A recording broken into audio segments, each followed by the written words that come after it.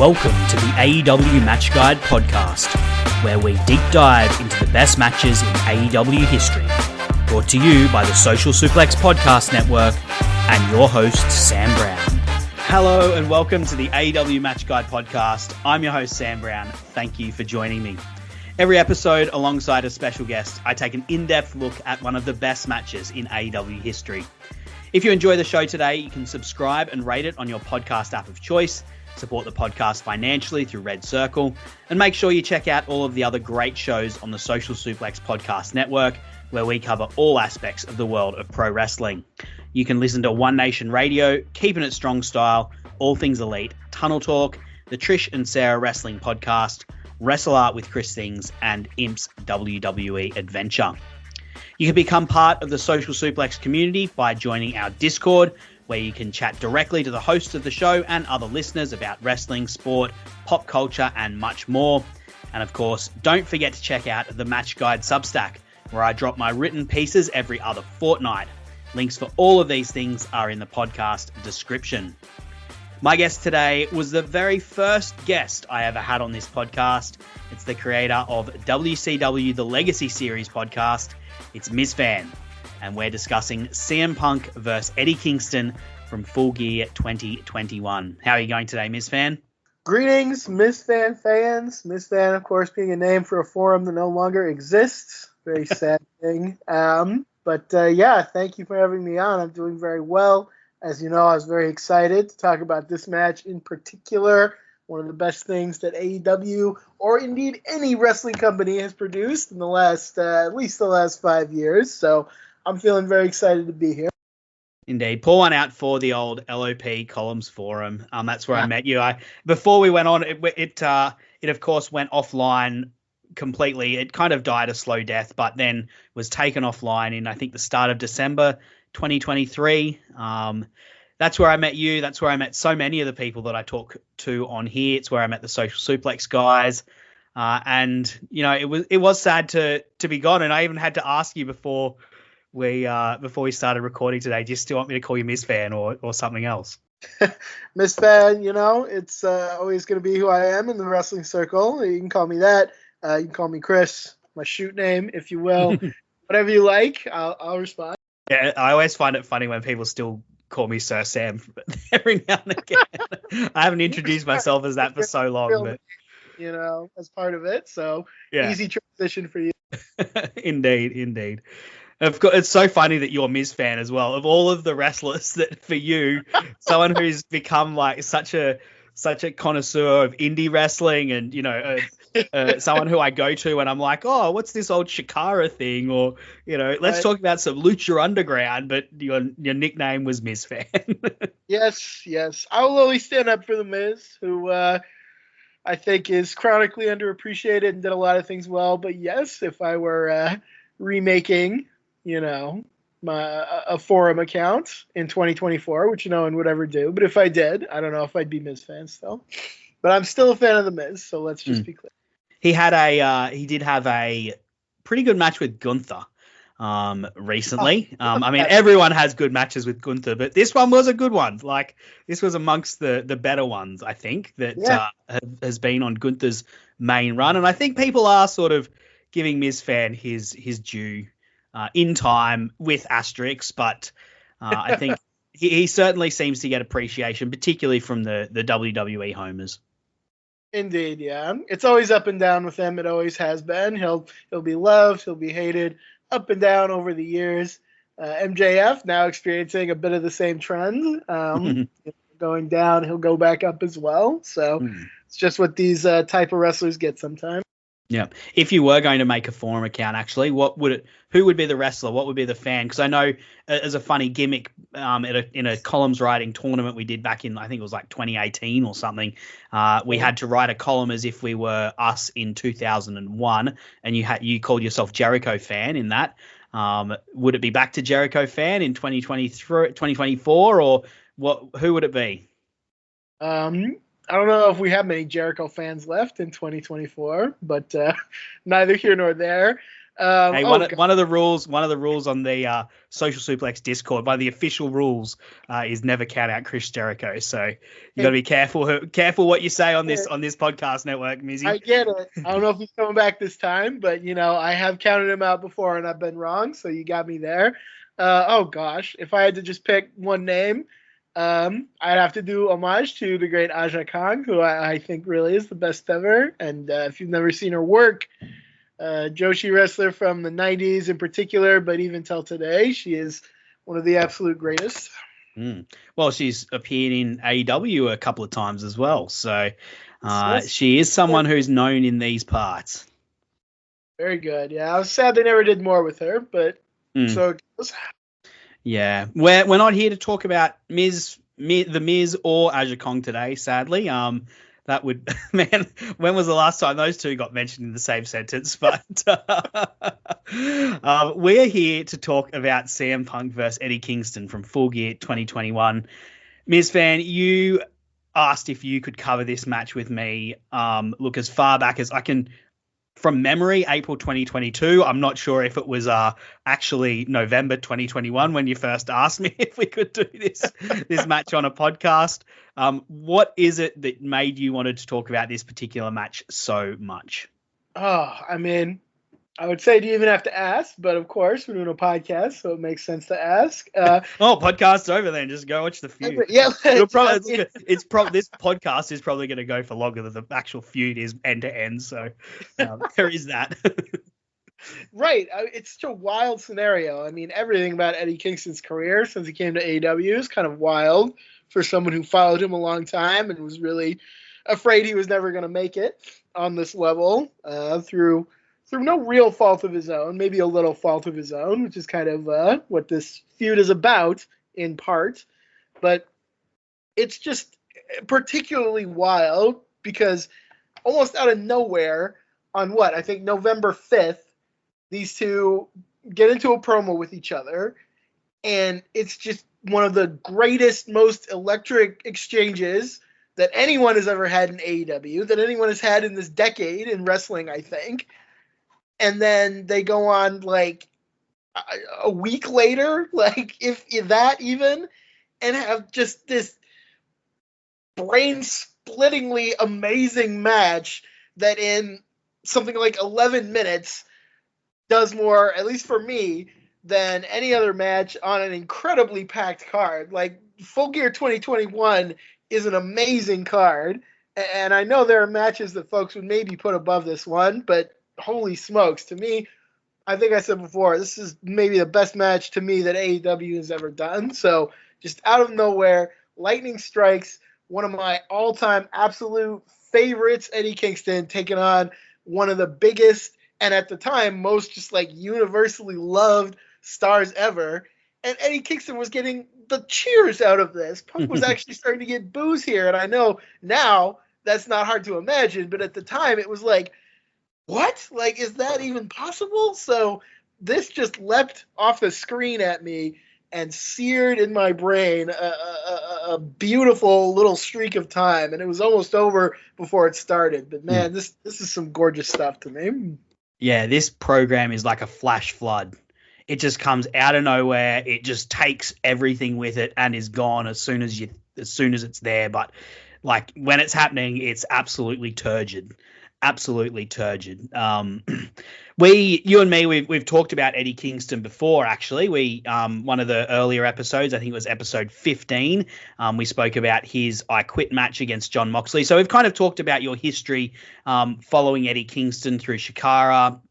You know, being a massive fan of his and really rooting for him, not thinking he's going to make it, and by the skin of his teeth, the man, you know, getting that chance and taking it, not just taking it with two hands, but, you know, taking that one chance and turning it into a career that no one thought would happen. And I think even he thought his chances were gone. And somehow he managed to make something out of that. And we detailed all of that back in episode 15. But look, this is only the second time I've covered CM Punk on the podcast.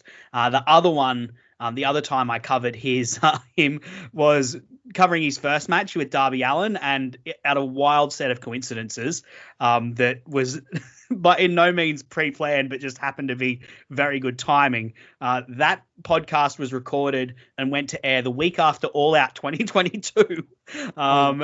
So we talked a bit about Punk there. We're going to talk about him a lot today, but Mizfan, just to open proceedings, I guess, what's your history with Punk, and what were your thoughts on him coming into AEW? Oh, my word.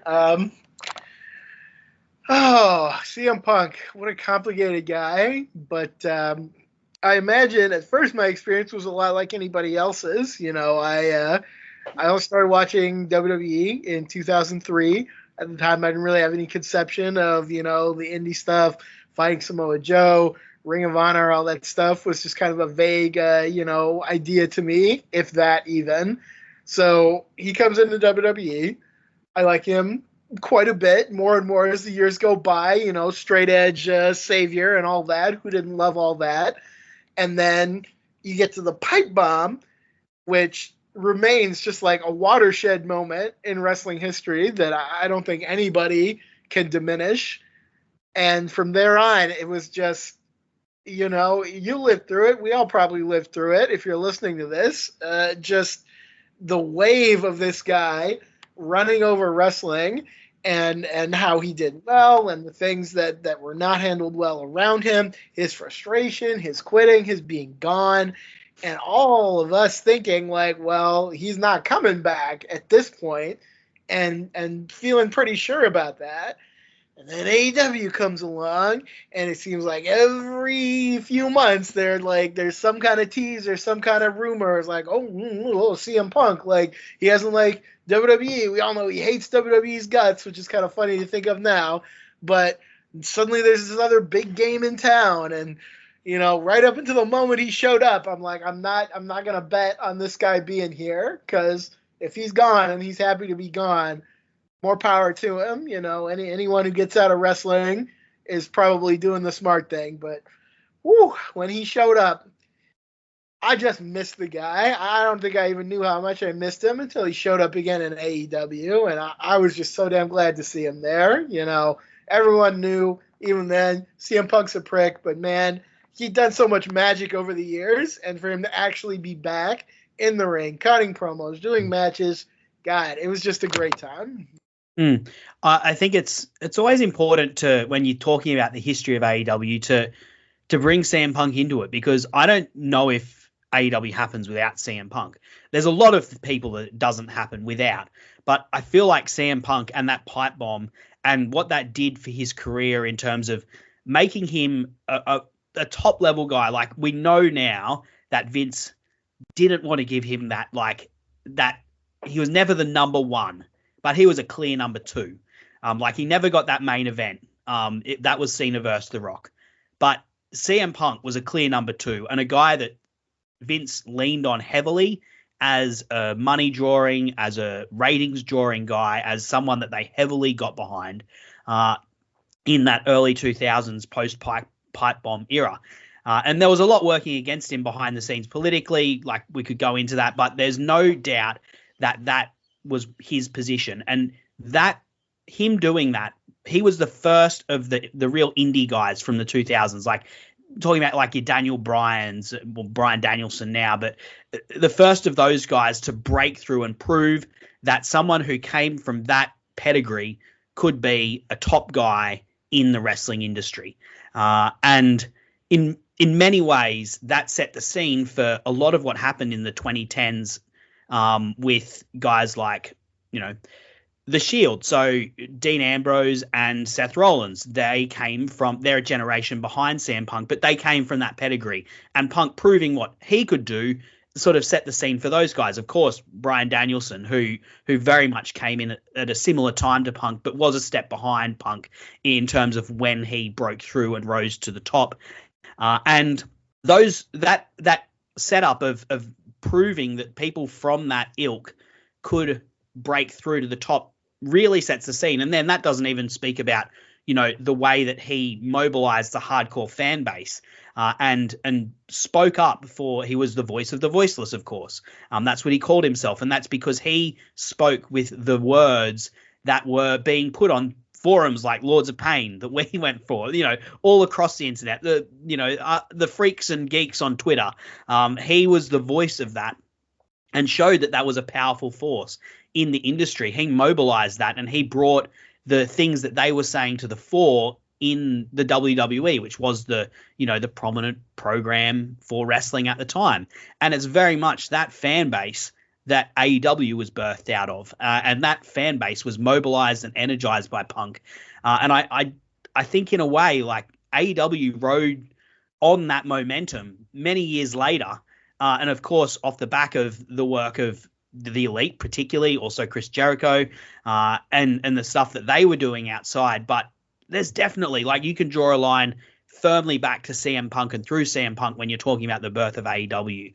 And, that's just, the history of it all, and not even talking about, what Punk does in the ring that makes him so special. Yeah, absolutely so. I mean, it'd be easier to find something. It'd be harder to find something in modern wrestling that you can't connect back to that, because I really think industry-wide it was so influential. Things will all eventually happen, but I don't think there's any way they happen in the same way. If Punk doesn't blow up the way he did in 2011, not the Shield, as you said, not Danielson getting the same chances, not NXT, not the mass hiring of indie guys and that whole wave of like pushing new stars who made their bones there. And straight on to AEW, I think. Yeah, there's a connection there. It's one of the pieces that put the puzzle together. And I guess that's why it felt like so perfect when he did show up in AEW. He kind of flirted with the WWE doing that backstage show on Fox, but it felt like a perfect fit, him coming to AEW, regardless of what's happened since. Him showing up felt like a perfect fit, and that was part of like him coming home, like, to rapturous applause. Like, I remember reading in a column that was done many years afterwards, someone comparing CM Punk to Jesus. My personal contrast or comparison biblically would be the prodigal son returning to the father who's running out to greet him and is saying, like, my son, I thought he was dead. He's now come back. He's now come back to me. And him coming back was almost like a religious experience for fans that were in that arena. And even for us watching on TV, like, he came back and one of the things he said was like, I heard you. Like, that is like, it's like when we were frames like those CM Punk chants is like, these were prayers to our God who had left us, and now he has come back. But like the energy in that arena, it was like nothing else, and followed CM Punk for many weeks, and in the months afterwards, it followed that kind of that returning vibe and atmosphere and just happiness to have this person back followed CM Punk for months after his return. Absolutely, and I think it definitely bears remembering that kind of brawl out feeling that we all had about CM Punk, because it very much was there. And as you said, even before he came back, I remember for years, folks, of course, would be chanting CM Punk at shows, particularly in Chicago, but really in lots of places.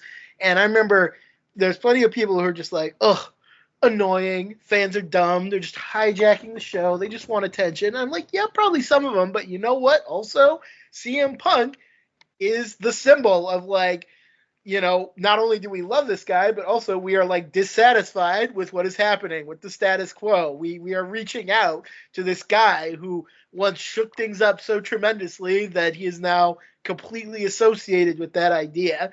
I'll tell you this.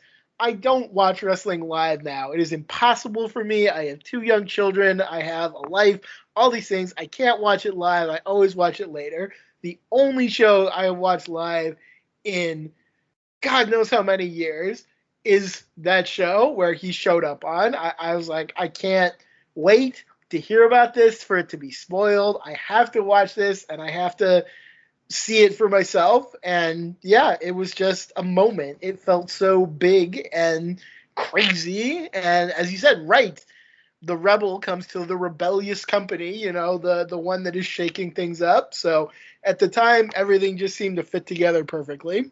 Indeed. Well, let's move on to this match because we'll continue to discuss CM Punk, but we'll bring Eddie Kingston into it as well. Before we get into the build up to this match, as we always do here on the AEW Match Guide, we'll give the match its flowers. Dave Meltzer rated this one 4.5 stars in the Wrestling Observer newsletter. Currently on Cage Match, it's rated 8.48. And when we did the match guide earlier this year, where we ranked the top 50 AEW matches that have happened in its first 5 years, this one came in 14th. So a match that is well rated and well loved and well remembered by most fans and commentators out and about there. The feud starts in a very interesting way. And in a way that I think is very smart and a way I wish they would AEW would go back to. Of course, actually, no, before we get to that, let's talk and Eddie Kingston and their history. Because I'm not sure if you're aware of much more knowledge of these guys, of what happened in the past with them, and they sort of get into it a little bit. My knowledge of their history, though, it kind of begins and ends with them sharing a commentary desk during Samoa Joe vs. Necro Butcher, which is hilarious. But what sort of things happened between these two back on the indies that you know of, Mizfan? Yeah, I don't know if I can tell you any specific stories. They never had a big blow up or fight backstage or anything that I ever knew about, but there are definitely connections there. I don't know if you know this, but CM Punk was actually in the main event of the very first Chikara show, a 6-man tag where he teamed up with Chris Hero and Colt Cabana, and Eddie Kingston, who had not debuted, I think, at that time, but was training already, was surely around for that.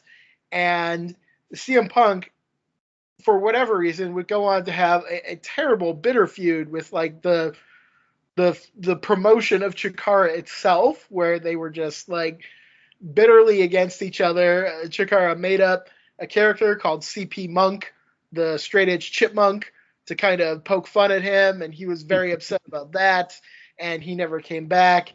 And not for nothing, like Chikara always had management problems at the top that could easily spark problems with any wrestler, but also CM Punk can always have problems with people, as we know, and kind of spark grudges. So from the start, you have the place Eddie Kingston kind of came from, and CM Punk having a very bitter history together. And from there on, I mean, Eddie Kingston is all over IWA Mid-South, all the different indie places all through these years that Punk is there as well before he goes off to WWE. So it's not really surprising to me that they would have a lot of history. They talk about it as well in the promo that we're going to reference a little later on. They're just contemporaries who shared a lot of the same spaces and clearly did not really enjoy sharing those spaces together. Although, as you said, they danced the commentary together, and it was very fun, actually. So, just goes to show.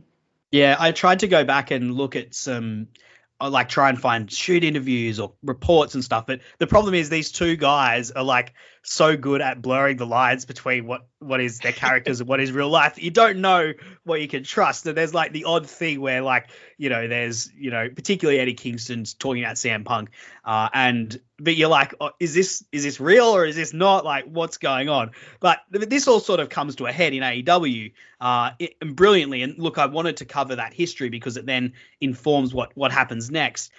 Where Eddie Kingston, they're on Rampage. Eddie's just lost to Bryan Danielson in the semi-final of the number one contenders tournament for the world title. And he's lost by a ref stoppage when he's passed out in a triangle choke, which is something that Eddie Kingston has had problems with, throughout AEW. Back, if we look back at that I Quit match with Jon Moxley that we spoke about, that was something he was unhappy about there,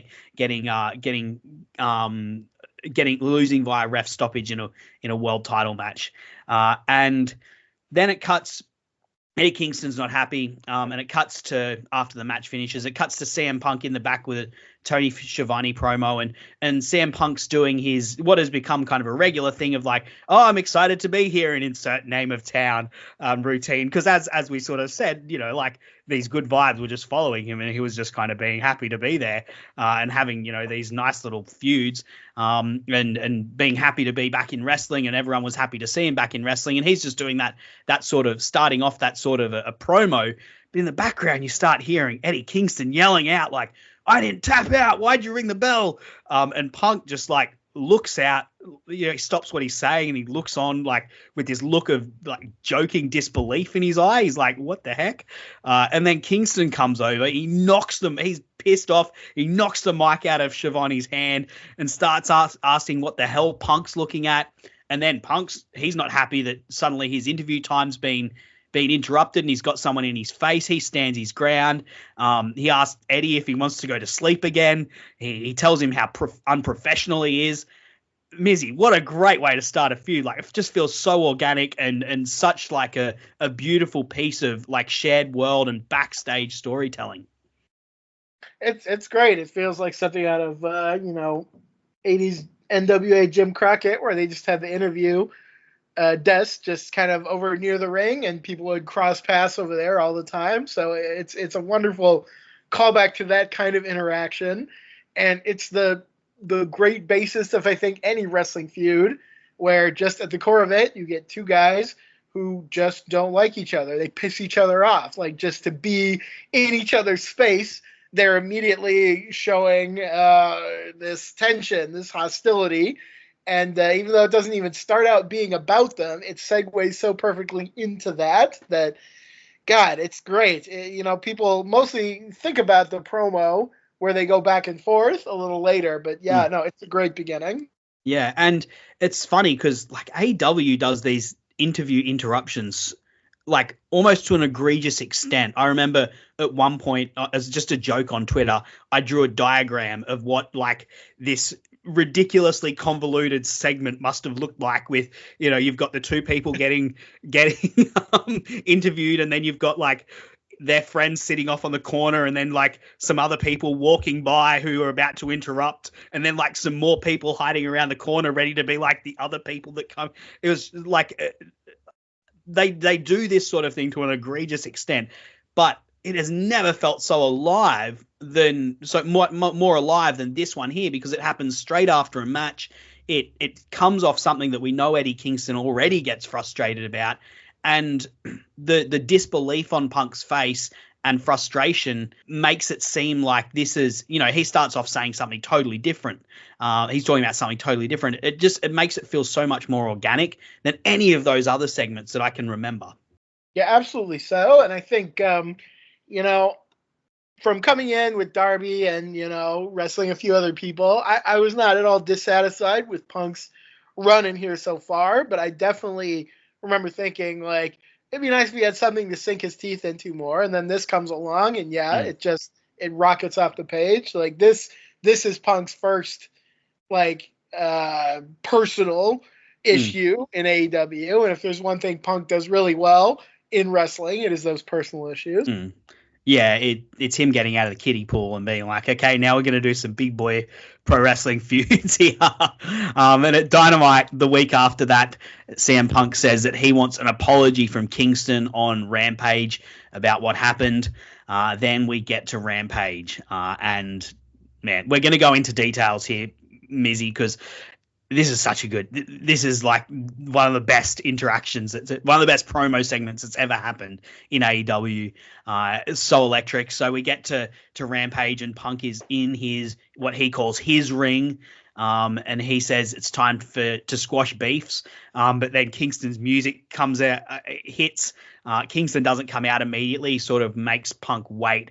But when he comes out, like you can see in his eyes, he's not there to squash any beef. he's got the fire in his eyes. He's ready for some to say his piece. And as I said, I'm going to go into like some pretty deep detail, because they just, they push this to an absolute boiling point. Like, first they're at complete opposite corners, and they stage this really well as well. They start off complete opposite corners of the ring. Both of them are leaning out even to just be as far away from the other person as they can possibly get. Punk's asked for his apology, and Eddie starts out with a sarcastic one. He's apologizing that the people didn't get to hear from the great CM Punk, and then he does the finger gesture with his hand, saying, "This is the world's smallest violin that's crying for you. I'm sorry for interrupting the great CM Punk." And then Eddie asks him who he is. So Sam Punk goes, "Who do you think you are?" Eddie says, "Who do you think you are?" The crowd's chanting, and they're sort of all talking over each other at one point, which is great. Eddie says he's going to tell the people who he thinks Punk is. He says Punk is a low-life, scumbag, two-faced, narcissistic bitch, and says Punk, he was once a hero of his, but Punk judged him when he came into the locker room. He judged him for being fat, for not playing political games, for not stabbing other wrestlers in the back. And then Punk said Eddie is lumping all the baggage that he has on Punk that was actually his fault. Punk says, "I'm not a fool for seeing greatness in you 15 years ago, but I'm sure a damn fool for trying to hold you to that standard and expecting greatness from you because you are a bum," which continues something that Bryan Danielson had been calling Eddie before their match that sort of was part of what sparked all of this. And, the crowd's oohing and ahhing. But they get right behind Eddie when he says, "Would a bum main event a pay-per-view or make it to the only pro wrestling company in this world that matters?" But now, as I said, their staging of this was brilliant. They start off in each corner. They get right in each other's face at this point. And we sort of get a GIF that goes around social media every now and again now, where Eddie says, and it's generally said Eddie was right. And Eddie says, "Nobody wants you. They never wanted you here. The whole locker room is afraid to say it, not me. So get out and stop smirking at me or I'll smack it right off your face." Eddie then challenges Punk to a match at Full Gear. And Punk says, "Eddie, Full Gear, that's up here." He gestures right around his head. "I was thinking for something like Elevation or Dark, something like that's more your speed." And then Eddie calls Punk a coward. Eddie's just fizzing at this point. He's so mad. And just starts advancing on him, saying, fight me. And at this point, Taz cuts in and he's in the way that Taz can do brilliantly. He's he says, "These men are going to start swinging any second." And then Caprice on color, I don't know what Caprice's history with either of these people goes, "I hope he smacks his face off," which is just brilliant. It's this just perfectly timed interaction that mirrors the energy that's going through the crowd. And then Punk steps down. So Punk sort of tries to de-escalate the situation. He defers to the crowd. He says, "Should I face Eddie Kingston at Full Gear?" Of course, the crowd agrees with him at this point. But before Punk can get out of the ring, Eddie has one thing left to say because he's not going to let Punk get the last word in. He says, "I don't care about winning or losing at Full Gear. All I want to do is beat you up. And after I'm done beating you up, do me a favor and quit again and leave for 7 years and don't come back." But he never gets that final line out because Punk has finally heard enough and just freaking headbutts him. And then the fight's on, the brawl's on, the rest pull them apart, the locker room empties. It's this classic pull apart, and Eddie and Punk are just getting back into each other's face. And then after they've been pulled apart, they're both just wide-eyed. They've just got this mad look in their eyes. They're yelling at each other. It's Mizzy, this thing is just wild. Absolutely wild. Sorry for going so long there. I didn't want to leave out any details, but you can't because it's just one of the best promo segments that AEW's ever done. It absolutely is. And if you've never seen it somehow, I think it's all up on YouTube in full. So please do yourself a favor. Our description can't do it justice. You got to check it out for yourself. But yeah, this is one of the most, this may be my favorite AEW segment. It's up there. It's got to be in the running at the very least without thinking about it a lot harder than I already have. So it's so unpolished. It is so organic. It is so off the cuff. It is so energetic. It is so steeped in real emotion without veering into being melodramatic or, inside baseball, talking about things that don't make sense within the context of K-pop. It's perfect. Like, this is a perfect segment to me. I could not have asked for more. And just look at the excitement that this match created basically out of thin air. Because I don't know about you, like, I love Eddie Kingston, but I wasn't sitting at home being like, Kingston and Punk, like, that's an obvious match that everyone wants to see. Like it'd be cool, but like, I wasn't envisioning this, and this came, and it was just amazing. It was just something so special. I love how Eddie, he like starts with sarcasm because he knows it's the lowest form of humor. It's like the most disrespectful thing he could do. And he's, from the start, he is there for a fight. Like, he's there to just provoke and needle Punk. And I love how he slowly pulls Punk into that, because you can tell, like, Punk is there. He knows himself. He knows that he can get into the muck, and he sort of gets drawn into a little bit, but then de-escalates it. But Eddie Kingston's just like right on him, just pushing him. And then he just keeps on, he keeps on and he breaks Punk. And then Punk just lets out a headbutt, and from then it's on. Like, the way that they like build the emotion and have the characters start on different planes but end, in this just wild brawl. It's very smart. And, like, they may not have planned for it to be that way necessarily, but the way that the characters work, it suits where they're at in their careers. Like, Eddie Kingston he's pissed off. He just missed his chance at a world title. Like, he's coming into this, he's, feels like these people are coming in who, Danielson's just beaten him, doesn't respect him. Punk's just beaten him, doesn't respect him. Both have just come in. And he's like fighting for his life. And this is talking about, like, in kayfabe, in the characters, from what the characters are thinking, he's feeling totally disrespected by these new guys that have come in and are sort of trying to put him, like, take his place essentially. And he's out there looking for a fight. Punk, he's come back. He's riding this high. Like, he's having the time of his life. He's not there to get into old beef that he's got with old people. Like, the first thing he says when he gets back is, if anyone's had any problems with me, they can come into my locker room and we'll talk it out. We'll discuss it out. And like, the Eddie Kingston is like, well, I got a problem with you, mate. And he has to drag the dog out of Punk, because Punk isn't there to have a fight. And as I said, he tries to like de-escalate it a bit. But Eddie manages to drag the worst out of him. And the brilliance of it is, as well, like, as you said, like, this is bringing up real life things. The thing with real life things is, like, you can play with that too much. Like, you've got to, there's a line to dance in kayfabe where you're blurring real life and wrestling. And these guys tread it perfectly. Like, where I think, they're not talking about like the marks or the booker or the guys in the back, or they do mention the guys in the back, like they're the locker room, but not in a way that's like, oh, the guys are holding me down in the back. It's like, no, the people in the locker room who we share a locker room with them, they don't respect you. And I don't respect you. Like, too much of that real life stuff can be totally toxic to everything. And I think we've seen AEW go down that road to its detriment. But in this point, they're bringing real life things in, but to inform the actual characters. Like, we know now that CM Punk didn't actually want people to come and talk to him in his locker room. He had other ideas if people who, had perceived disrespects to them, they came into the locker room, what was going to happen. But, like at that point, this is what his character is portrayed as. And so he's trying to de-escalate the situation, whereas Eddie's trying to escalate it. And as I said, brings out the worst in CM Punk.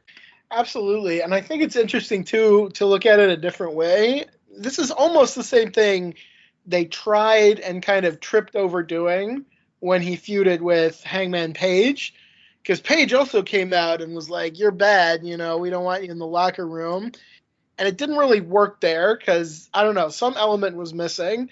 But here, it worked so perfectly. And I think you have to give a lot of credit to Eddie Kingston and also to the framing of it, because it's very much like especially in retrospect, CM Punk is coming out here and he's like, oh, well, I'm like the friendly, happy guy. I'm glad to be here. I'm a big star. I'm going to help the company, help the young wrestlers. Like, it's going to be all this stuff. And Eddie Kingston, well, he knows a different CM Punk than we do. And he comes out and he's like, well, I'm going to cut through your bullshit. I'm going to provoke you into showing more of who you really are because I know you and I don't like this mask that you're wearing because Eddie Kingston wears his own heart on his sleeve, and I firmly think he wants everyone else to as well. So if you look at it that way, I think it heightens even more because he's very much here to antagonize Punk, provoke Punk, make him kind of show an element of his real self, I think.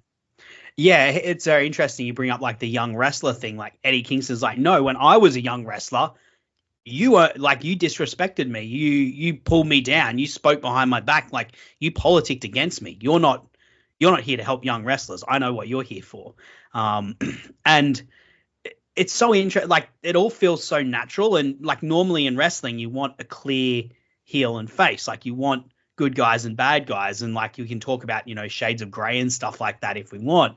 But this does not have a clear good guy and bad guy. But because they're such well-rounded characters with like clear motivations and because they're so charismatic and magnetic on the screen, it just doesn't matter.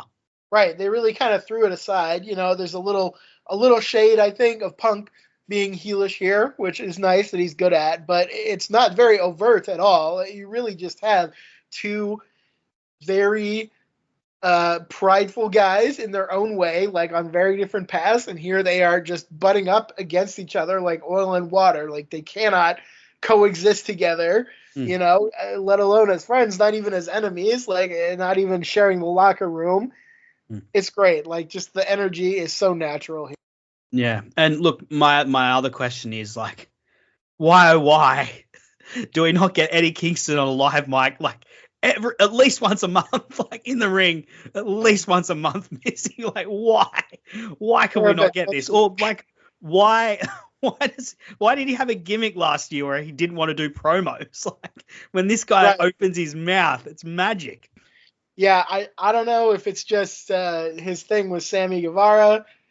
Maybe like that put a sour taste in Tony Khan's mouth or something. Like I don't care about that personally, to be honest. But yeah, I think anytime you have Eddie Kingston, you ought to be just using all the promo juice you can with this guy because I don't know if there's anybody who can do it as well as him. Certainly, he is in the absolute top tier. Definitely not as consistently, I don't think. Like even my favorite wrestler, John Moxley, like he cuts great promos, incredible promos.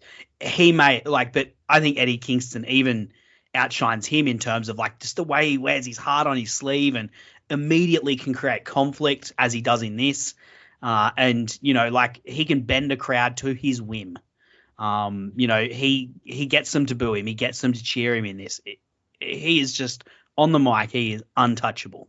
Yeah, absolutely agree. Put him in any era where they have microphones and, he's going to be. If not, he just yell. Anyway, look, let's move. That's week 2. So week 1, the first interaction. Week 2, that. Week 3, we don't get promos from either man because mid-Dynamite, they like cut to a disturbance in the parking lot and Eddie and Punk are like just yelling at each other in each other's faces. They didn't need to do any more than what they already had. They're on site at this point. And Eddie there's a very funny gif of Eddie like trying to run to get to Punk. He like, fates off like to let his guys get off him. And then he like tries to charge Punk again, but doesn't get there. Mizzy, this is a 3-week long build, and it almost gets as hot as the main event for Full Gear of that show of Hangman Page versus Kenny Omega, like something that had been built since the company started, like two years at that point. It's wild, like that these guys are just generating so much off so little time. Yeah, it's really phenomenal, and credit to both men, the way they put the legwork into this feud, mainly just in that one promo.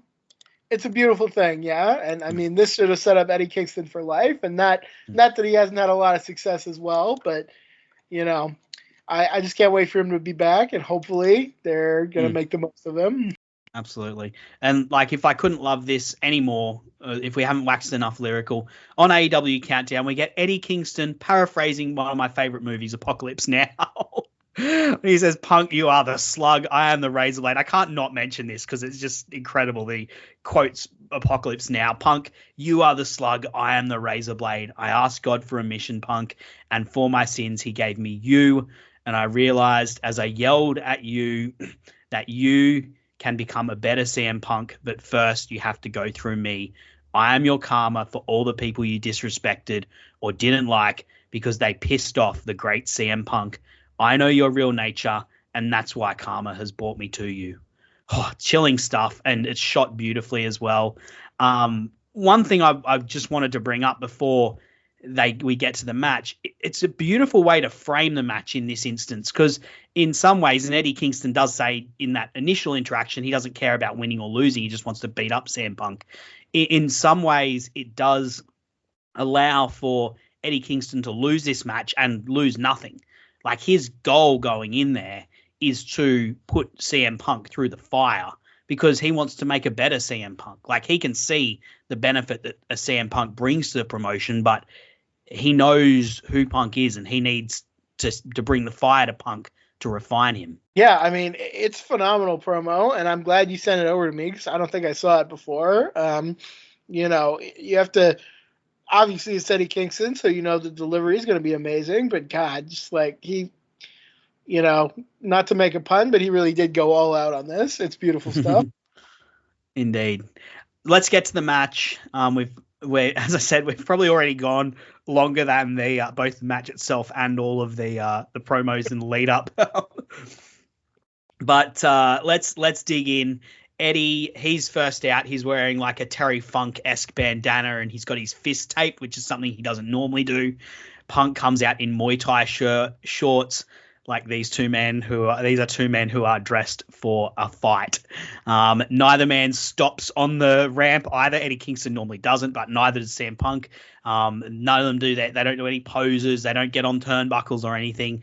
They're both zeroed in on each other, and when they get in the ring together, they're immediately in each other's faces. Bryce Remsburg, as we've said, best referee in the game. He's in between them as they like trash talk each other. He's trying to push them back.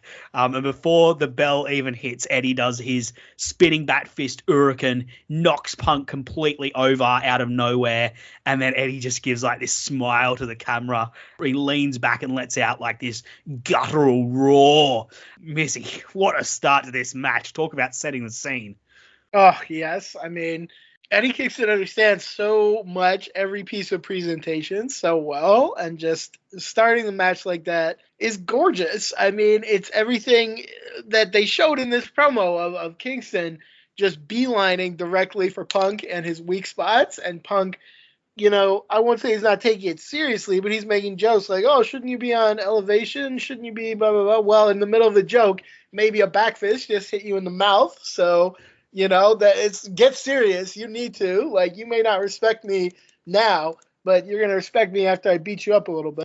I'd say the same for Punk as well. Like, he sets the scene perfectly and understands the presentation perfectly as well. Like, he wore those Muay Thai shorts. I think he's only ever worn them a couple other times, and doesn't do his like kneel down on the ramp and it's clobbering time. When it was actually like, if there was ever a match that was set up for clobbering time, was this one, but he doesn't do it because he's ready for a fight. And Eddie Kingston, he like when he hits that back fist, he's like a guy who can't believe he caught him.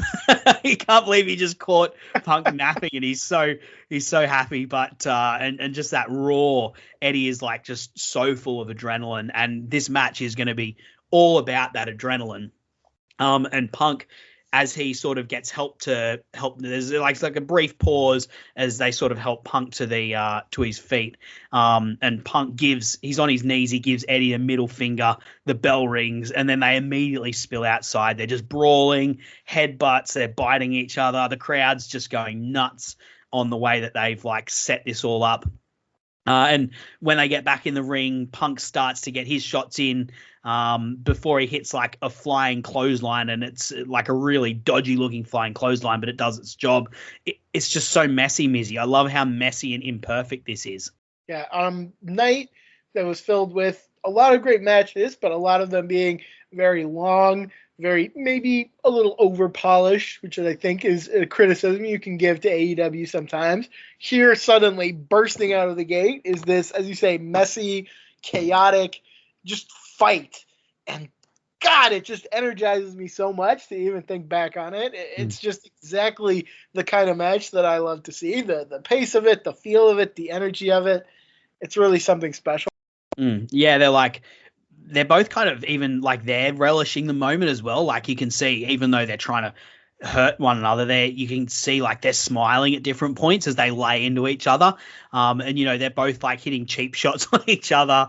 Punk starts bleeding on the outside. Like there's no good guy and bad guy in this match. They're just having a fight.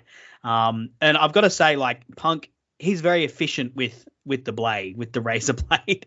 There's some blade jobs in AEW that feel like they take forever. Like the camera is off forever and they're like telegraphed so hard and they're under that ring or they're like being taken off camera and someone's posing in the ring forever.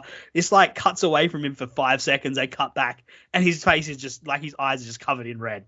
Yeah, no, I mean, the presentation skills of CM Punk, as you said, are just top tier as well. And we know he may call himself the best in the world. You can think he is or he isn't. But God, the things he does well, he does them perfectly. Interesting moment. Punk, they get back in the ring and Punk starts hitting shoulder blocks, dual shoulder blocks. He does the sort of picks him up for a slam and then puts his hand up in the air, open palm. This man's going for a 5-knuckle shuffle. Mizzy, through Punk's run, particularly towards the end of it, he made a habit of doing John Cena and Hulk Hogan moves. What do you think he was going for with these? I think I'd like to give credit towards the end of the run is that he was gearing up for the heel turn, which we never got, to show he's like, well, I'm the top dog, in star power, politically, I can sort of do whatever I want. Here, I was a little surprised to see it here, but you have to take it as another jab of being like, hey, guess what? I've been against like the top star of our age. I've beaten him. I've fought him in probably the most famous match of the last decade. And who are you again? Oh, you're Eddie Kingston. Like, maybe I heard of you once in 2005 or something. So I thought in that context, it felt like a very nice jab. I agree with that totally. I think that's he's condescending to Eddie Kingston again. Right. And he is like, he's been dragged down into like this dark place of where they're just wanting to disrespect each other. And that's the most disrespectful thing he can think of is Cena's move, because he felt disrespected having to take it from Cena as well. So he's like, well, I'm going to do it to you then. And they give each other the fingers off the back of that. I will say Punk also does the Three Amigos. The third person that night to do an Eddie Guerrero tribute. Can we get him? I love Eddie Guerrero, Busy, but can we get a moratorium on Eddie Guerrero tributes, please? Like, can we just stop or just like have one person do it? I don't know. Like, let's just stop. I'll just say for myself, I don't care if every person on the card does an Eddie Guerrero tribute. Okay. Don't do Three Amigos. Don't do the Three Amigos. You can't do it right. Nobody can pop the hips like Eddie did. Nobody ever has. You look like a fool. Do something else. That's all I ask. I don't know if CM Punk knows how to do a shimmy, so I don't know if he can do that one. Look, there's a guy in WWE at the moment, Dominic Mysterio, is basically a young Eddie Guerrero tribute act with his looks. Of course, that's his style. Yep. Yeah. Well, yeah. He wants to be like his dad. Yeah. Yep. There's lots of middle fingers and like fuck yous as these two brawl. They're like yelling at each other as they fight each other. And the crowd like doesn't let up as well. They kind of add to this boiler room atmosphere. And Jim Ross, like, say what you like about JR in his work in AEW, but sometimes he just nails it on the head with his lines. And he goes, this crowd knows what good pro wrestling is. They know what it looks like, what it smells like, what it feels like. Like, that line is just so evocative of like how everyone in the crowd is feeling and how good pro wrestling is. Like, you feel it in your bones. And he says it like as they go into the Fry Takayama in Pride moment where they're just punching each other in the head with no regard for themselves. If you don't know what Fry Takayama is, Google that as well. But like JR, he just nails it on the head with that line. Yeah, JR and AEW, all in all, hasn't been that exciting for me. But when he sees something that he actually likes, he can certainly wake up and say some good lines still. He can show you kind of some flashes of when he was at his best. So, yeah, no, that was a great call. And you got to believe that he was just loving this match. A guy like, I think at the end of this match, actually, he even says, like, this is the kind of fight I could watch forever. I could watch for the rest of my life. Like, you can tell he loves it. Unfortunately, after that Fry Takayama moment, they sort of collapse. Like, they've both sort of spent their load and the end is sort of nigh. He tries to get Punk up for a go to sleep. He does the go to sleep gesture before doing like the jerking off motion. Like, it's just the most iconic to me like moment of the match for all its crudity. Like, it's very Eddie Kingston to be like, oh, here's your little move, your little motion, freaking jack off. So it's just, yeah, I don't know. That's one image that I walked away from this match more than anything else. Oh, it is brilliant. Like the levels of disrespect, like we talked about sarcasm before, like the jerking off motion's got to be up there as like the crudest, lowest form of humor and disrespect. And how for Eddie Kingston, for this all to be unlike, you never respected me back in the day, you judged me, looked down on me. Well, perhaps I will disrespect you in kind of the most vicious way I can think of. Yeah. Like, Punk catches Eddie with a go to sleep, but at that point the sprinters caught up with them and they're both out of it. They've both collapsed. As they like slowly rise, Eddie tries to throw another Hurricane, but this time Punk ducks it. He sees it coming and he ducks it. He manages to catch Eddie in like a Muay Thai plum and delivers like a bunch of knees. He then hits the GTS and gets the pinfall and victory. And as Punk stumbles to his feet, he does extend his hand to Eddie for a handshake. Of course, Eddie Kingston refuses and just storms to the back, having lost. Great ending stretch. Indeed. Perhaps to set up a rematch that, of course, will never happen. Yep. Even if Punk stayed, I don't know if it would have happened because I don't know how deep this thing really goes between them. Kingston holds a lot of grudges, and most of them I think are more kayfabe than not. But with Punk, I don't know. That's a big question mark. So, no, it was beautiful, and I'll just say, God bless Tony Khan or whoever idea was it to have this go 11 minutes. If you look at reviews of this match, probably the biggest critique you might see is like, oh, it was short. I want him to go 5-10 more minutes. Shut up. That's what I say to that, because wrestling needs more hot, short-ish matches. I don't even know if you can call 11, 12 minutes that short, but in modern times it's short. But this was perfect, like just the way it was. I wouldn't change a thing about this. I love that the pace of the match catches up with them as well, because it is like it's full on for the first like 9 minutes, 8.5, 9 minutes. They are just going and going and going. But then after Punk hits that first GTS, like the pace has caught up with both of them and they're both out on their feet. And suddenly they're like trudging through mud. Like the lactic acid is burning in their legs. And we've all been there, right? Like you run and then your legs are burning. And, a minute ago you could sprint, but suddenly like you feel like your legs have weights on them, and you could see how it catches up with both of them at the same time. And like the adrenaline has left their bodies. They've only got like a little bit left, and it's just that Punk has a little bit more. It's the one pinfall attempt the entire match as well. Neither man went for any more. Eddie Kingston didn't even try and pin Punk, to his pre-match promise. He didn't even try and pin Punk.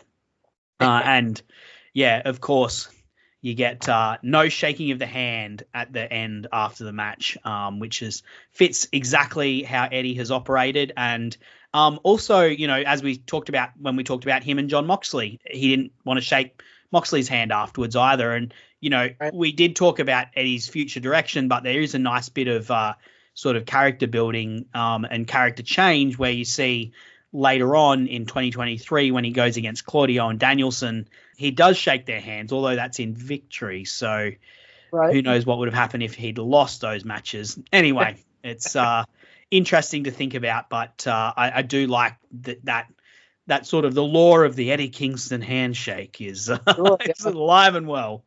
I was going to say handshake's very important part of Eddie Kingston's career. I think the Jericho feud had a big handshake stipulation as indeed. well. So yeah, that's respect. Is really important to this guy, maybe more than anything, and maybe because he hasn't gotten what he's deserved over the years. Because I'll tell anyone to listen, like this guy's been great for probably 20 years, and it's a crying shame that God knows he did great work all over the place, but he didn't get to do it on the national stage on TV until so late in the day. So, I guess when you're not getting respect from like lots of fans and you're not getting paid for it, then the one thing you do have left is respect from your peers. So I can understand why that would mean so much to him. Yeah, absolutely so. And interesting, you brought up why these two didn't have a future feud and if like the beef is real. When Punk came back in 2022, he mentioned 3 people. He called out Hangman Page for a fight, which didn't happen because Hangman may not have even been backstage. Who knows? God, imagine if he'd come out. But obviously didn't happen and wasn't planned. And he did that because of what happened with Hangman earlier, with Hangman catching him off guard in their promo exchange. Called out John Moxley and disrespected John Moxley. Obviously, that's the person he was in a feud with, but we do know that in real life at the time, Punk was pissed off that he'd been brought back early and wasn't super happy with the creative direction for their match at All Out and what John Moxley had proposed and sort of politicked his way into getting. And he mentioned Eddie Kingston. We never got a resolution of that. We just assume it's because he wanted to, keep the beef alive. But, maybe there is more to that, given that the reason he called out the other two was also steeped in real life things. Part of what makes CM Punk so great is just he is a very messy person. And so he makes a very messy wrestler. He creates conflict, which it's what everything should be built on. It's what drama is built on. It's what these programs and it's what these matches should be built on. And you see that alive and well in this feud, throughout this feud. And I think, like the lesson from this match is, as you said, like it's okay to go short. It's okay. This match goes for 11 minutes and 8 seconds. The whole package probably goes for 15 minutes, 16 minutes when you include entrances. The whole feud probably fits into 45 minutes, but you don't have to have a 3-year build to make something great if you can just get it fiery quickly and bring that conflict and that drama to a program. Indeed. Or just let Eddie Kingston off the leash and let him do whatever he wants. He'll probably get the same result. So I remember, I don't know what it was exactly, but I remember maybe it's the one you were talking about, but he made some very nasty seeming comment about Kingston when they weren't really having anything to do with each other. He said, you're the second best Kingston I've ever been in the ring with, which I assume is Kofi Kingston, which I don't agree with, but, maybe if you think so. And he said he was the third best Eddie. Now, we know he wrestled Eddie Guerrero, so fair play to that. No one's going to debate, the greatness of Eddie Guerrero. But the only other Eddie he wrestled was Eddie Vegas, a very mediocre, like, go-nowhere 2000s indie guy. And I'm like, what? Like, why are you, like, that just seemed like a very nasty thing to say, and it just had nothing to do with their feud. And I don't know. So that's what makes me wonder if CM Punk and Eddie Kingston, maybe that one's a little more real than the others. So Punk is a hater, and he's a man who keeps receipts. Like, I know he hasn't tweeted on X recently, but I have no doubt that he has a couple burners out there, and he's following what's going on. And he's a man that has attention to detail, so he probably searched like or mate, I don't know if he remembered or if he searched it beforehand to just see what he could do, because he also said like to John Moxley, like, you're not even going to be the first John I've beaten in Chicago. So he's very match the night before, so Mizfan, I'm curious what you think about this match and a reflection on how we rate matches and how people generally rate matches. Because I think this really exposes it. So exposes like a deficiency in how we look at matches and how we catalog them and review them and rate them. As I said at the start, like this is a 4.5 by Dave Meltzer, Cage Match 8.48. So like they are great numbers. 4.5 is like excellent. Cage Match 8.48 is very good, but I still feel like this is underrated, and I think part of that is just because it is so short. And I'm curious what you think about that and how we rate matches that, you know, potentially go 5 stars or more, or are rated like, you know, 9.5 or more on Cage Match, because I cannot fault a single thing in this whole build, and it's hot. It drew it. It did everything you want from a wrestling match, and yet it's not reflected in its rating necessarily. Right. I mean, personally, I agree. Everyone's always going to have their own opinions. There's nothing wrong with that. I think it's great. We have a resource like Cage Match where people can kind of weigh in for themselves. It's a great site. I go on it all the time. Wonderful resource. But at the same time, personally, I detest the modern trend of long equals good, because in my opinion, there have been more great short matches in history than there have been great long matches. And when I say long, I'm talking like 25 plus, 30 plus. You know, there's a time and a place, sure, but I don't know. You ask me to watch an hour match now, and you better have me deeply invested in what's going on, or it's going to be a struggle for me. Like, you know, just recently, as of our recording this episode, we talked a little bit about MJF and Will Ospreay, and to me, that match obviously had its strong points, but all through the back half, I was like, okay, come on, like, what are we doing here? Let's keep it going, you know? So, I don't know. I would rather watch a blisteringly great 11-minute sprint than I would watch most hour-long matches in history. And you've got your exceptions. You've got your Flair and Steamboat. You've got, you know, even your Joe versus Punk in the original. Like, there are amazing long matches out there. Don't get me wrong. There are masters of the long form, but I don't know. At some point, it just became like synonymous with great. I remember all the time in like the 2000s, the 10s, you would go online and read reviews of WWE pay-per-views, and it was like, oh, if they would only let blah, blah, this wrestler go 30 plus minutes, then we would really see greatness. And I'm like, no, like, I'm sorry, if you can't show me greatness in a 10-minute match, then I don't know if you're really that great. So that's just my own opinion. I really hate that trend, and I agree. For all the positive accolades this match gets, I still think it's underrated as well. Absolutely. Yeah, because I liked it. Like, I love Omega Okada, right? Like, they are 4 very long matches. And I very much got into New Japan, which was like, its speciality was like these long main event matches. But I feel like if you're going to go over 15 minutes, you better have a good reason for it. If you're going to go over 20 minutes, like, you better be bringing your A game. If you're going to go over 30 minutes, like, you need to have something big to say, and like, you better have a good reason to it, and like, have really thought about what you're going to do. Because like, this match, it's so intense. The crowd is along for the ride immediately, and there's so many other instances that you could pull something like this. Like, I immediately think of the Wardlow versus Hobbs matches, right?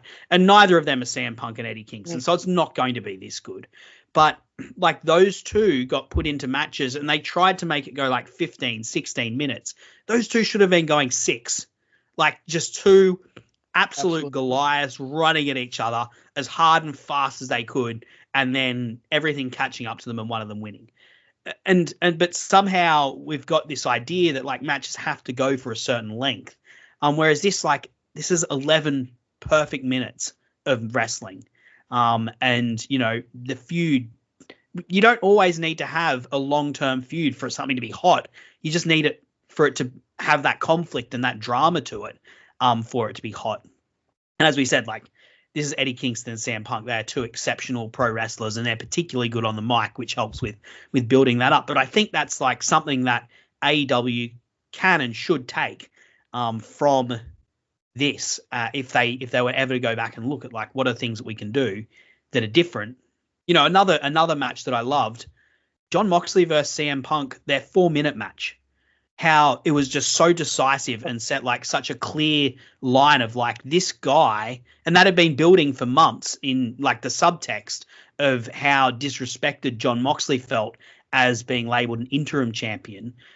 Like he just came out there and he stomped CM Punk into the ground. CM Punk ran into a meat grinder, and it was so decisive and set up. Like you can say what you want about the ending result in the match. I personally feel like it was probably just like the only issue is it was too rushed. But like that was a bold creative direction and not something they've touched since, unfortunately. Yeah, no, absolutely. I mean, overly long matches, I think, are a bigger problem than maybe a lot of people want to admit. Because even just look at this card, it's a great card. But like first match, 22 minutes. 19 minutes, 20 minutes, 22 minutes, 17 minutes. Like it never stops. These pay-per-views are just so long. I'm not the only one who thinks that. Anyway, look, the last question I've got, I don't want to have, and I'm just saying this to the listeners, and I've spoken to you about this beforehand. Like, I don't think this is the podcast where I want to have the definitive like CM Punk tank. I've got like a plan for that a bit later. And I think because this is at the start of his run, this is where things are going great, and this is a triumph of a feud, and he will move from this to like the feud with MJF, which is as good, if not better, than this. So I don't want to have the CM Punk talk, so to speak, here. But I am curious, Mizfan, as a big fan of Eddie Kingston, what do you think of his direction since this? Because it's been up and down, I think I'd say. Like it's not been terrible, but it's not always been great. Sure. I mean, it's been uneven, for every great promo we get, for every Continental Classic, for every Eddie walking through Anarchy in the Arena with the gas can and the blood pouring down his face, like all these great moments we've gotten. You've also got Eddie is suspended for some pissy little, fight with Sammy Guevara. You've got Eddie Kingston teaming with Ortiz randomly for like a few months. You've got Eddie Kingston, I quit AEW now and I work in ROH, and like just weird career paths that I would not have mapped out personally for Eddie Kingston to take. So it's definitely been uneven. I think you've got a lot more good than bad, but certainly my dream is Eddie Kingston AEW World Champion someday. So, I know he's out with the broken leg now. That sucks. I hope he gets better as soon as he can. I hope when he's up for travel, they put him on commentary on Collision or something. But yeah, I think the more like they talk a lot about restore the feeling, and I have my own thoughts about that. But if you really want to restore my feeling, like make the best use of Eddie Kingston, and you'll go a long way. Yeah, like I'd love to see what Eddie Kingston versus Will Ospreay would look like. Because you can imagine Eddie Kingston, like potentially even in a heel. I don't know if he could turn heel because people just love him so much. But, this is a man who he can bend a crowd to their will. And I can imagine like him coming back in the current state. He got beaten by Okada, coming back really pissed off and wanting to like tear these new guys another one. And like I can imagine what a match with him and Will Ospreay would look like, because I've seen what Will Ospreay versus say Ishii looks like for like a sort of a similar style of wrestler in ring. That is obviously on the mic it's a totally different sort of kettle of fish, but I can just imagine what that might look like. Or even him coming back, and we haven't seen Eddie Kingston versus Hangman Page. Like that has got to happen at some point, surely. Like two of the absolute emotional hearts of AEW, they've got to come into conflict at some point. What would that look like? Or Swerve Strickland, like Swerve is this killer. What happens when he comes up against Eddie Kingston? And like Swerve is this guy who's just improving more and more on the mic as well. Like him and Eddie Kingston on the mic against each other could be like really incredible as well. Yeah, absolutely. I mean, there's a lot of fresh stuff for Eddie Kingston to do when he comes back. The well isn't even close to dry. So that's hopefully a lot to look forward to. My fear is that He's 42 or something, and I don't know. I don't want to see him put on the back burner because the clock's ticking. But God knows, like as long as he can get on that mic, I feel like he can heat up anything. So, so yeah, just do the right thing, TK, and give him the push he deserves. Yeah, look, to use an Australian expression, I don't know if this makes any sense to the Americans who are listening or even the British, but I'm not exactly leaving the back porch light on for Eddie Kingston's world title reign. But I may, if it ever happens, I'll be very happy. I'll be very, very happy. Right. He's sort of got it. The thing is, he sort of got it with like, and even like the fact that he won the New Japan Strong title.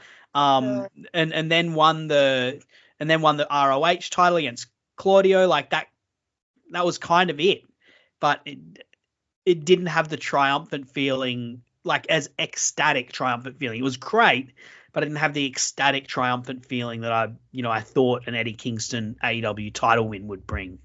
Right, we can do better. I'll just say that. ROH title, I love that they've given it to some deserving people. That ain't no world title anymore. I think we all know that. So, yeah, I won't hold my breath, but if there's a wish granter out there, that's on the table. Cats, the monkey's paw, it'll grab it and he'll get it, but it'll be in a feud with him. Well, a feud with MJF would actually be pretty good. Feud with Adam Cole. Well, let's not go crazy here, but honestly, Eddie Kingston and MJF, like. Yeah. Why is that not happening? That sounds pretty class to me. I don't know. Yeah, they could have they could have a promo battle that would challenge even Punk and Eddie. I think so. I think so. I mean, look at what Punk and MJF did. So just take the ingredient and move it over, and I don't know. Could be something real good there. Yeah. Adam Cole, though, I'm not so sure. If his first feuds with Adam Cole, it'll be, not this again. Say, shit, here we go again. With Adam Cole, he's not even around. I'm still sick of that guy. Okay, I think we've exhausted it. We've got, I think, probably like twice the length of the entire program at this point, Mizfan, but it's been very enjoyable talking about this match with you.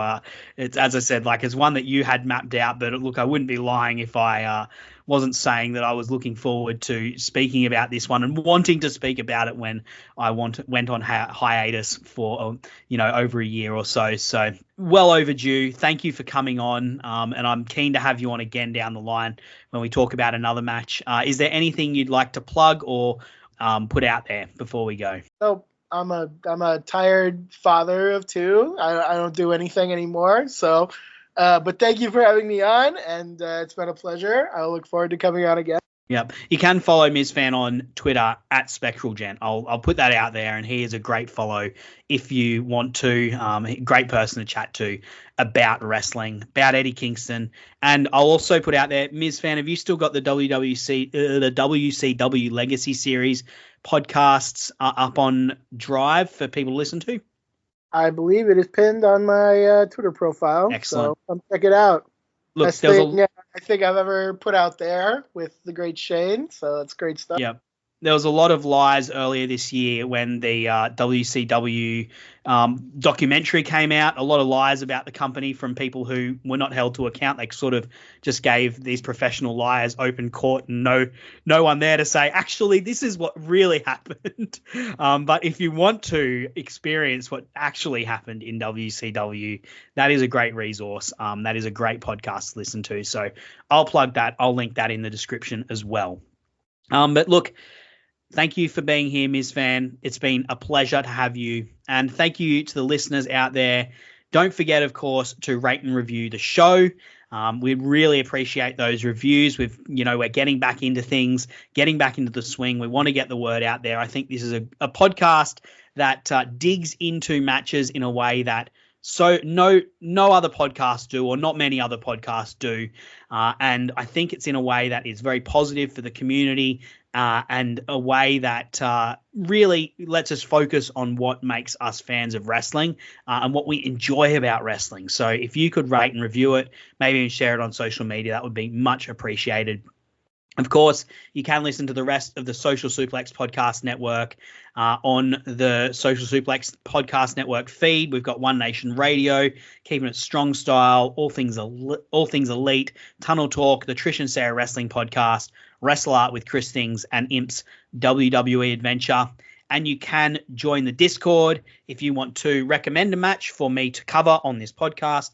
Join the Discord, jump into the AEW thread, and suggest the match there. And there's plenty of other great conversations you can have online if you're sick of the discourse on Twitter, on X, on the platforms that are more public. Then the Discord is a great place to jump in. There's a lot less people on it, so you actually get to know the people, and it's a bit more curated as well. We chuck out the dickheads. We got a no dickheads policy in there, so it's a great place to talk about wrestling, the history of wrestling, current companies, and then also other things. I was talking about State of Origin with a couple of the people on there back in the sports section a few weeks ago now. So yeah, jump in there if you're keen to chat more about wrestling with myself or other like-minded fans. And of course, as well, we've got the Match Guide Substack where I drop my written pieces every other fortnight. And I review matches on there as well in a similar manner to what I do. And I think I will actually be putting my review that I wrote a little while back of this match up there as well, for people to listen to. That it happens every other fortnight on the off weeks of this podcast. And I will be back in a fortnight's time, where I'll be talking about another great bloodbath of a match, Cody Rhodes versus Mr. Brody Lee, the dog collar match. So I'll be talking about that in a fortnight's time, and I'd love to have you there with me and join with me then to not just talk about the match itself, but also talk about Cody Rhodes, what's happened to him since leaving, and pay tribute to the wrestler that was Mr. Brody Lee. So I look forward to doing that then. Thanks again, Mizfan, for joining me, and thanks to the listeners for listening in. It's a pleasure to have you with me every fortnight, and I look forward to seeing you again soon. Bye. When you need mealtime inspiration, it's worth shopping Baker's. For thousands of appetizing ingredients that inspire countless mouth-watering meals. And no matter what tasty choice you make, you'll enjoy our everyday low prices. Plus, extra ways to save, like digital coupons worth over $600 each week, and up to $1 off per gallon at the pump with points. So you can get big flavors and big savings. Baker's, fresh for everyone. Fuel restrictions apply.